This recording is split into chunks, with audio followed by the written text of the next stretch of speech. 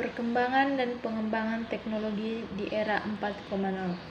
Kemunculan teknologi digital dan internet menandai dimulainya revolusi industri 3.0, yaitu proses revolusi industri jika dikaji dari sudut pandang seorang sosiolog Inggris yang bernama David Harvey, merupakan sebuah proses pemanfaatan ruang dan waktu semakin terkompresi dan semakin memuncak pada tahap 3.0, yakni revolusi digital. Waktu dan ruang tidak lagi berjarak pada tahap revolusi industri sebelumnya, yaitu revolusi kedua, revolusi 2.0, dengan hadirnya teknologi mesin yang dapat menciptakan sebuah mobil atau kendaraan, membuat waktu dan jarak semakin dekat. Begitu juga sampai di era 4.0 yang ditandai dengan hadirnya Internet of Things, Big Data, Artificial Intelligence, Human Mechanic Interface, robotik dan sensor teknologi, 3G printing teknologi. Sejarah telah mencatat bahwa revolusi industri telah banyak menelan korban dengan kematian perusahaan-perusahaan raksasa sejalan dengan perkembangan zaman. Agar ekonomi digital dapat memberikan keuntungan kepada masyarakat dan pelaku usaha, maka perlu kerangka regulasi yang tepat sehingga dapat terjadi iklim pasar yang kompetitif dan seimbang dalam mengembangkan suatu ide untuk menciptakan produk dan inovasi. Ciri ekonomi digital adalah melakukan perdagangan global dan banyak memotong rantai atau intermediary. Diharapkan tidak ada barrier to entry sehingga memberi keleluasaan partisipan pasar. Dalam menciptakan kerangka produksi yang lebih baik untuk konsumen, perlu keseimbangan dan kepentingan dan kapasitas bisnis, terutama untuk perusahaan kecil dan menengah. Apabila regulasi tidak seimbang, maka dapat menyebabkan turnover yang tinggi pada pelaku bisnis, yang posisinya pelaku bisnis yang kalah dalam kompetisi dari peredaran. Hal ini juga dapat mempengaruhi kebebasan pilihan konsumen. Oleh karena itu, hak dan kewajiban antara konsumen dan pelaku bisnis harus seimbang dari kedua belah pihak. Selanjutnya adalah sektor potensial dalam ekonomi digital. Sektor keuangan merupakan salah satu sektor industri yang mengalami perkembangan seiring dengan perkembangan teknologi informasi dan komunikasi atau TIC.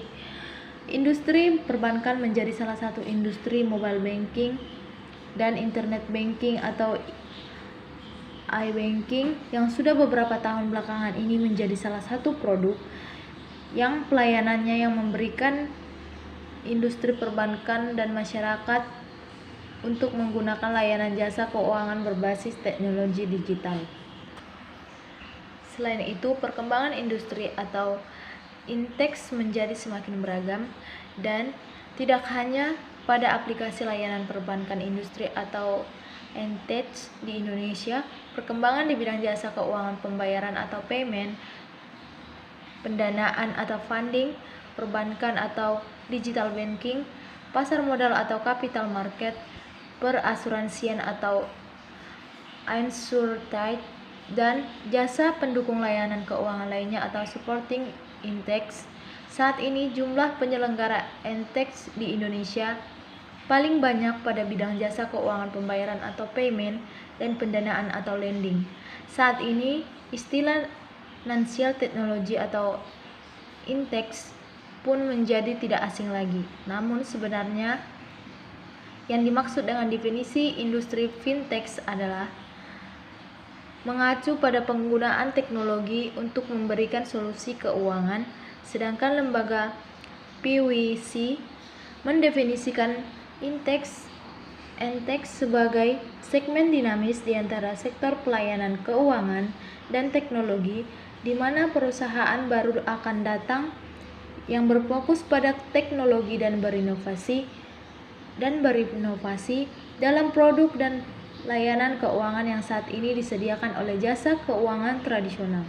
Secara singkat, istilah Intex dapat diartikan sebagai bentuk implementasi dan pemanfaatan teknologi untuk meningkatkan pelayanan jasa perbankan dan keuangan.